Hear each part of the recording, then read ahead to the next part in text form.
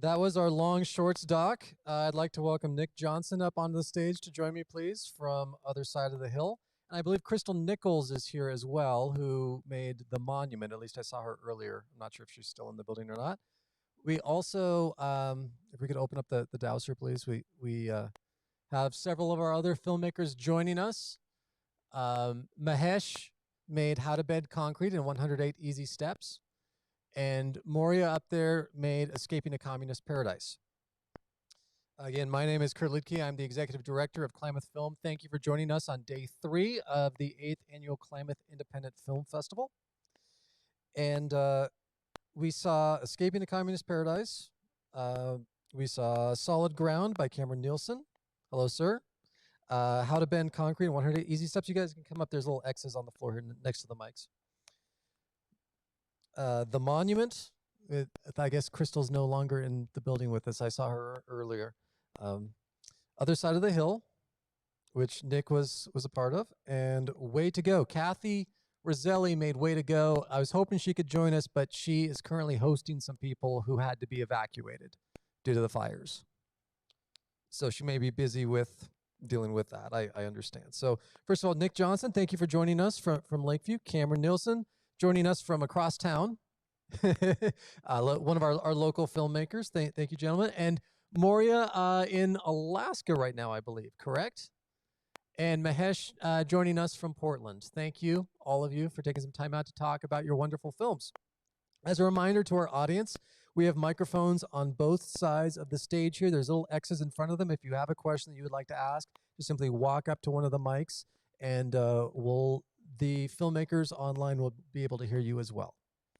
So first of all, Nick, I know that Other Side of the Hill was a collaborative effort with some other filmmakers, but how did LCRI get involved, and how did the film all come together?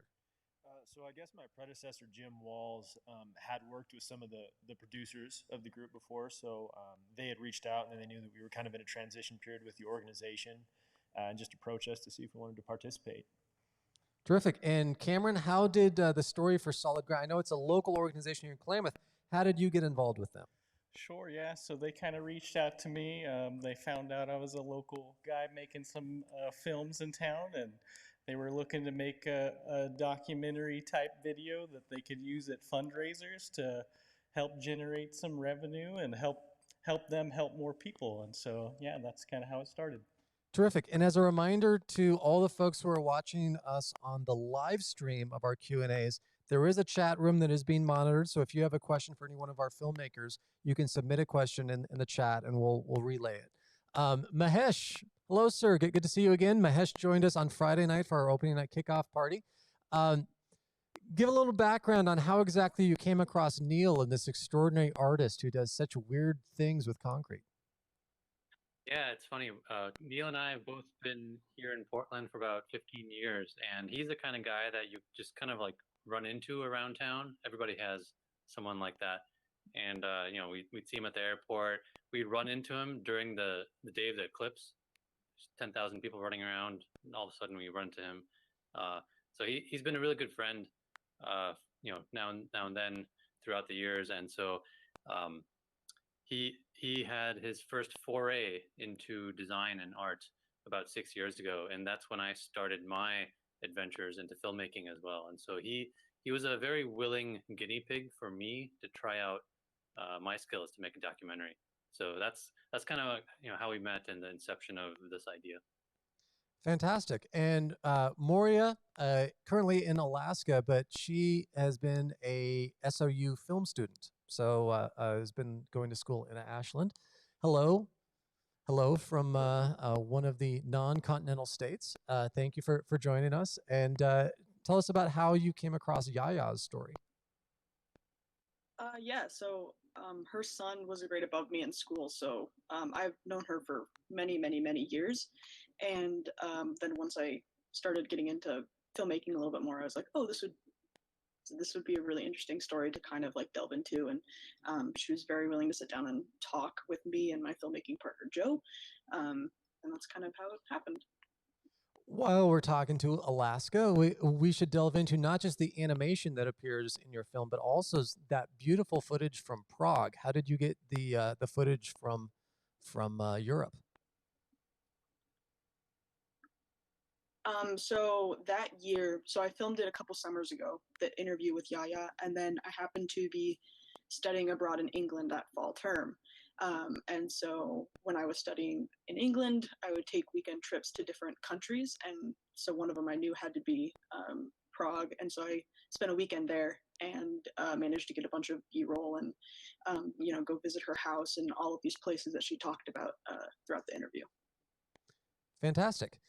So Mahesh, at what point, we've talked about it before, but I disagree with the title of your film, of 100 Easy Steps. I think that the word easy is a bit of a misnomer in there, but just watching the process as Neil goes through all these extensive steps to create this extraordinary thing where he's taking concrete, which you wouldn't think would be malleable in the slightest, and has figured out a way to do that.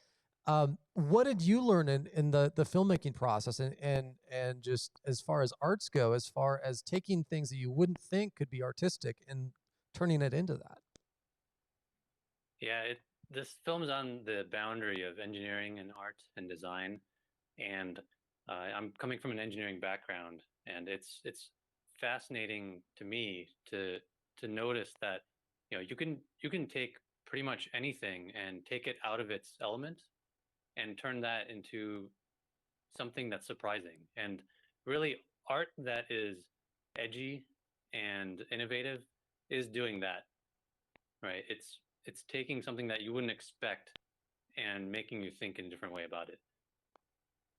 Thank you, Mahesh. Kamrin, what attracted you to the solid ground story, and in the course of filming it, kind of what did you learn and experience with the equine therapy concept? Well, it's just such a unique way to help people that I hadn't really heard of before, and maybe most people probably hadn't. So, just a really unique way that they've found that seems to be working and helping people, and I just thought it was really cool and something that I wanted to be a part of. I like the fact that your film included multiple veterans talking about their experiences, whether it's medical or PTSD, and how this assists. I'm sure you're probably just filming there a couple days, but did you get a chance to kind of see the therapy in progress and how it actually, physically and mentally helps people? Sure, it's a little bit difficult with the short amount of time we are there, but it is interesting to see in one of the shots you saw in there, which I thought was maybe one of the most captivating, is the shot of the Joseph, I believe's wheelchair with the American flag waving, and it's empty. And so just that to me was so cool to just see like these guys are actually like getting out and are able to do stuff that maybe they were afraid to do, or it just puts them in a place that they feel comfortable to try new things and grow. Nick, other side of the hill and what LCRI does. The film does a great job of showing the environmental work that LCRI does, but LCRI does more than just environmental work. I know that there's been a big education aspect. I actually lived in Lakeview for a few years, and so I had an opportunity to work with Jim a lot when he was really focusing on working on like adult education and college courses in a county that had never had a community college before. They're now partnered with KCC to where they can do satellite classrooms. So for the first time, just the last couple of years, kids in Lakeview can take AP classes through KCC through video satellite classrooms, which is just incredible. What are some of the other ventures that LCRI is active in? Yeah, so during the film, we mostly hit on the renewable energy aspect of LCRI, but we also have an entire forestry-specific program. We do biophysical forest monitoring for forest restoration projects with a youth crew in the summers. We also do community education, working with the elementary school, middle school, and just the community at large. We have a renewable energy trailer that we pull around to different events and do a demonstration and education that takes about an hour each. And beyond that, we're also doing, we got some funding to have a study done in the county to assess if we truly have offset all of our carbon emissions with the renewable energy project. So we should have a peer-reviewed study done by the end of this school year, which we're very excited about. Terrific. And there are some renewable energy projects that have been in the works for many years that Jim worked on and then you took over that are now coming to fruition. A lot of people here and those joining us through the live stream may not be familiar with what Red Rock Biofuels is, but could you explain what, I think it's opening in just another month or two, right? In a couple months, yep. So Red Rock Biofuels is taking logging residuals and forest biomass and processing it into jet fuel and diesel fuel. It's very interesting, and they have a proprietary technology that they're using to do that, but it's the first operation of its size in North America, from what I understand. So it's pretty interesting, and it's pretty unique, and a great opportunity for Lake County, and it's very good that they chose Lake County in the first place as their location. It's about a $400 million facility, Right around that, yep. About 100 jobs, and it's creating millions of jet fuel annually out of what would just be forest waste, Yep. byproducts. That's the type of stuff that fueled the fires that we just had. Exactly. So now it's taking it off the forests, and so our forests are going to be healthier, and we're getting renewable fuel out of it at the same time too. Exactly. So when you see those big piles of slash in the woods, generally those just get burnt. So Red Rock is actually taking that material and chipping it up and processing it into a usable byproduct. I think that's pretty remarkable. Moriah, in the process of spending time with Yaya and working on this story, I know that in the SOU program you got to work on multiple films and multiple projects, but what was it about this story that really attracted you to it and made you want to tell Yaya's story? I feel like it's a story that I hadn't really heard before, like specifically coming out of the Czech Republic. So that was one thing. But then also, as I started to kind of edit and piece together the story, coming up with the idea of adding animation was really exciting, just because I had never even worked on a project that had done that before. So that also was just really exciting to do something very different from anything that I'd done before. And I think it really helps tell Yaya's story, because obviously we don't have photos and videos of her escaping. So animation to recreate that experience was just a lot of fun. Cool. Had you done any animation work prior to that? No, and thankfully I had a very talented artist do all of that, and I kind of told her what I was looking for, but yeah, had a really good animator that made that a lot easier for me.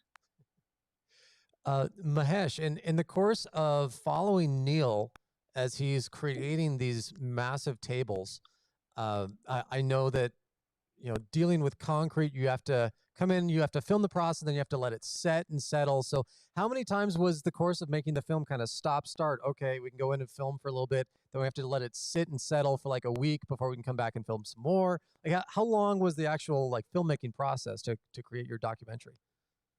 That's a really good question. When I went in to capture B-roll, I didn't know how long it was going to take Neil to make the table. And to be fair, he didn't know how long it was going to take either, because he had never done this design before. And so the first sequences were over the course of a weekend, each day. And then after that, we went in about every couple of weeks for, I went in for 12 different sessions. And it took him a total of 6 months, wall clock, to make the table. And I think he said it was 125 hours, maybe 150 hours total to get it out the door.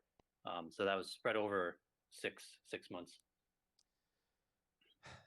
I just imagine, and I know you and I have talked about it before, if there's a 108-step process, you get to step 104, 105, you start to panic, thinking, oh crap, I just don't let me mess this up after 6 months of work if I just do this just wrong on the very last portion. Yeah, artists of any genre are, we are perfectionists, and there's this dichotomy between like making it perfect and getting it out the door. And there's a saying, I think this is from in the film, like, the expert dancer, it automatically just kind of like, you never miss a step. You always kind of go with the flow, and it makes something that is just interesting to look at and edgy as a result. And so, both from the standpoint of the actual piece that he was crafting, it is one of a kind. And he's made a few more after this, and they're all one of a kind. They all have their own imperfections. And as we are all filmmakers making different films, you know that you look at it a few months later and you're like, man, like, what did I do there? I would never do that again. And so you learn from your experiences, and you continue to keep making better product. Terrific.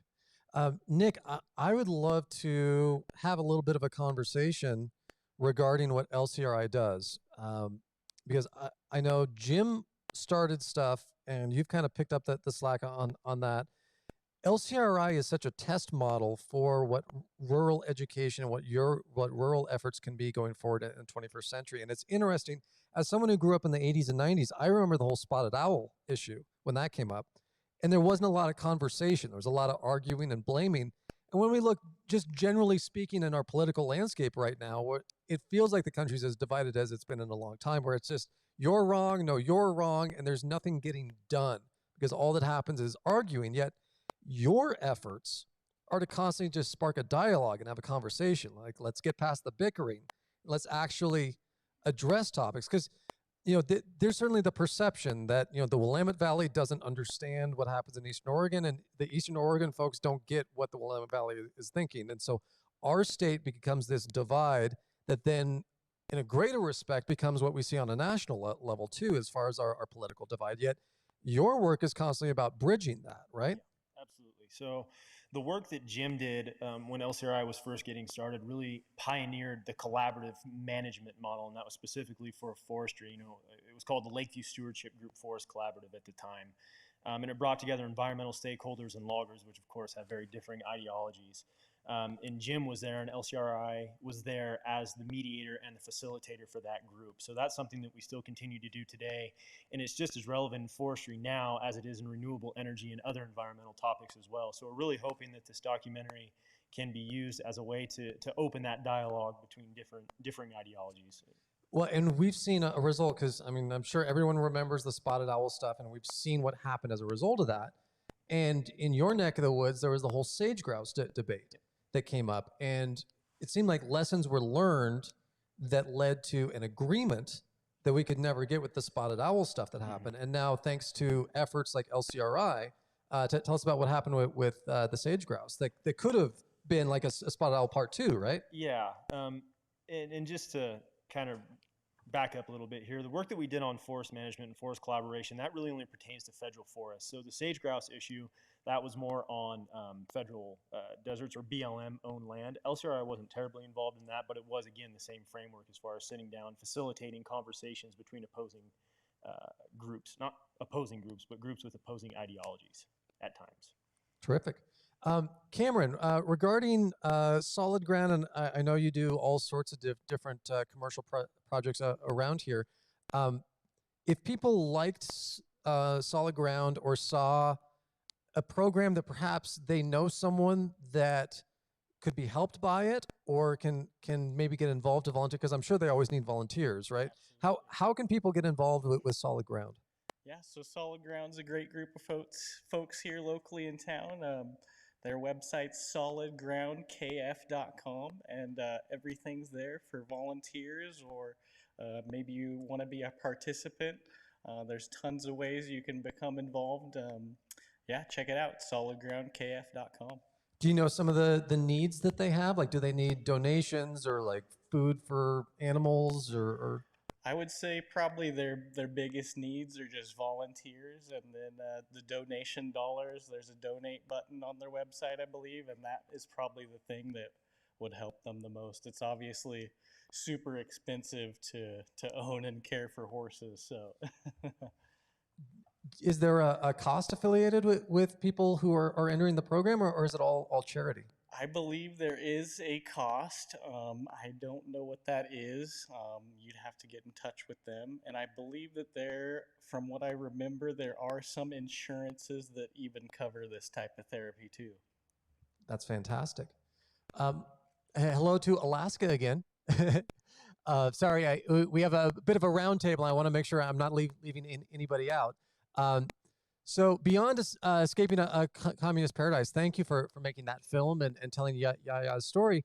Now that you're disconnected from SOU and back up north, are you still working on any film projects that you can tell us about? Actually, just yesterday, I finished finally editing my senior thesis film. It was finished in June, and then it was not finished, and so I kept working on it. So that's finally done. Right now, no other projects besides that. I'm just going to work on kind of submitting that to some film festivals. Hopefully, you'll see it next year at KIFF. And then next week, I head down to Portland, which is where I'll be from now on. Fantastic. Terrific. Mahesh, can you tell us about any future projects that you're involved with now that How to Bend Concrete in 108 Easy Steps is finally out the door? Yeah, one of the fun things that we did in quarantine from our day jobs, a group of us got together and did a quarantine music video. We did a cover song of Tom Petty's "Won't Back Down," and we had a lot of fun. Everybody with musical talents, we re-recorded it and kind of put that together. So that's out now, and it's just good old fun. Beyond that, I'm doing some more corporate work for my engineering day job also. Fantastic. Kamrin, you want to talk about some of the film projects you're working on? I do a lot of real estate stuff in town. I work on a lot of real estate photography, pictures, headshots, portraits, weddings, basically a little bit of everything. Yeah, I'm just hoping to get more involved and making some more personal projects in the future, especially with film and documentary stuff. It's kind of the direction I think I want to go. So yeah, not sure exactly what that project's going to be yet, but it's going to be good. So Nick, it's such a weird year to try to screen films with most of the theaters shut down. I'm not sure if Other Side of the Hill has shown anywhere else yet. Has it? No, this is a premiere. This is the world premiere of Other Side of the Hill. So that is actually our third world premiere for this film festival. Yesterday, we had the world premiere of a film called One Dead Dog, and we had the world premiere trailer of a film we were supposed to show and could not show. So our third world premiere, that's fantastic. Lakeview is a very small-knit community, I know, because I lived there for several years, working for the newspaper in town. And I'm sure people knew that the production was ongoing. I'm hoping that this film gets out and that you can start using it as a catalyst to spark a dialogue, to get people to talk more, right? Is that kind of the ultimate goal of it? I think that's the goal, to get it screened in multiple communities across the state, for sure. And we're definitely going to have a screening in Lakeview as well at some point in the near future. But it's not just Lakeview, though. It's also trying to bridge that gap between city and rural and start a conversation. So what... In your work, I know that you go out all the time to different conferences and different events to talk about the Eastern Oregon perspective and kind of what the work that you're doing. And it's surprising because, the misconceptions and the perceptions that we have is that, the Willamette Valley, and I grew up in Eugene and then I lived in Lakeview, so I kind of bridge both areas. But the Willamette Valley is where all, the tree huggers are, and Eastern Oregon is where all the rednecks are, and the two shall never meet, and there might as well just be two different states. But in your efforts, you find there's a lot of common ground, right? When we can actually sit down and talk things through? Absolutely. Everybody cares about natural resources, and to some degree, everybody cares about the environment. The issues are different a lot of the time from Eastern to Western Oregon, but at the end of the day, we want our natural resources to be here for future generations. And I think everybody can get on board with that. Well, hopefully this film helps to start some of those conversations going forward. You can use it as an intro into having more in-depth conversations, and maybe we can see more effective things like the sage grouse culmination and not the spotted owl situation. That's what we hope for. Yes. So terrific. Well, I want to get any final thoughts from our filmmakers. Moriah, why don't we start with you? Anything that you would like to say to our audience, both online and here in the theater? Just that I hope you guys enjoyed my film. It's been a lot of fun. I'm so thankful that even though I can't be there, I can kind of be there. So thank you for putting that on. Mahesh, before we get to you, we actually have an audience question over here. Yeah, this question's for Nick. I'm curious if you are leaning towards doing anything with geothermal in your area, because I know Lakeview has quite a bit of geothermal. I know here in Klamath we do as well, and we utilize a lot of it. Like, for instance, our theater here is geothermally heated, and and we have solar panels covering the roof over in the cultural center, we can actually see the meter go backwards sometimes. So I'm curious if you guys have in your plans or in your future works to utilize the geothermal over there. Well, there's a lot of geothermal already, right? The prison and the schools. The schools and the hospital are all geothermal heated right now, and there are multiple geothermal wells in the Warner Mountains right above Lakeview. That's kind of the project that I strive to get for one day, is that we can have the whole downtown business district geothermally heated. But of course, the infrastructure costs for that are pretty extensive. But that's ultimately what I would like to work towards with LCRI. It's and maintenance over the years it takes a lot, as well as we're learning here in Klamath. As our system is aging, they're having to dig up a lot of it and replace it and stuff. And then I had one more question. Some of them, a lot of the funds that you're bringing in through into the city or county through the electrical or the solar panels and all of that, is there any plans in the future, because I have friends that live in Lakeview, to deal with the water quality in your town? The number one complaint of life in Lakeview is water quality. Absolutely. So Groundwater out I of the tap. know the town of Lakeview did just get a pretty big grant to revamp the entire water system. I do not know what the timeline on that is, but it is something that they're addressing, and they did, I think, maybe $20 or $30 million to revamp that system. I wrote an article about it. They were supposed to do it this year, but all the COVID stuff has delayed it. And yeah, it's about a $20 million upgrade to their entire water infrastructure. Yeah. Much needed, yes. Anyway, I just want to say I really enjoyed the film, and I'm really proud of you guys and the work you're doing over in Lakeview. Well, thank you very much. And Yeah. this goes to anybody that's listening here. If you want to reach out or learn more, or just stop by and have a chat, our office is easy to find in Lakeview. We're easy to find on the internet too. So please reach out. Terrific. Mahesh, any final thoughts from you, sir? Yeah, this is my first film, and I know there's a lot of other first-time filmmakers at the Klamath International Film Festival as well. It's been a tremendous journey, and I'm really happy for everybody involved. Kurt, you put on a really great production.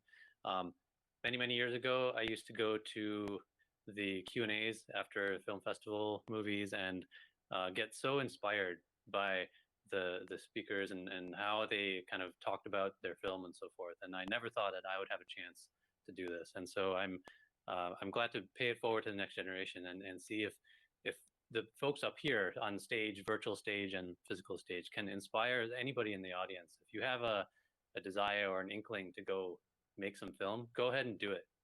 There's nothing stopping you. You just take a little bit of effort and just go for it. Thank you, Mahesh. Kamrin, the floor is yours if there's anything you would like to say. All right, yeah, I'm just really happy and thankful to be a local filmmaker here. I think this is my second time on the stage, so really happy that everybody came out and checked it out, and looking forward to submitting another film next year. Terrific. Nick, do you have any final thoughts you'd like to share? Just thanks for watching our film. Again, appreciate it. Terrific. Thank you, Moriah, Mahesh, for joining us. Thank you, Kamrin. Thank you, Nick. Our next block is going to be long shorts narrative stories, and we start that in 4 minutes. So we timed that out actually extraordinarily well, despite a little bit of a hiccup there at the start. So we have 3 films in our narrative block, and then we will be joined by, hopefully, Adam Bagger and Charlie LaTourette as filmmakers, both checking in virtually up on the big screen. So stick with us. Thank you. I realize it's a long day. But we've got some really great films still ahead. And, of course, our awards ceremony will be here at 7:15 p.m., and we will be live streaming that as well as here on stage. So stick around. Thanks so much. Thank you, guys.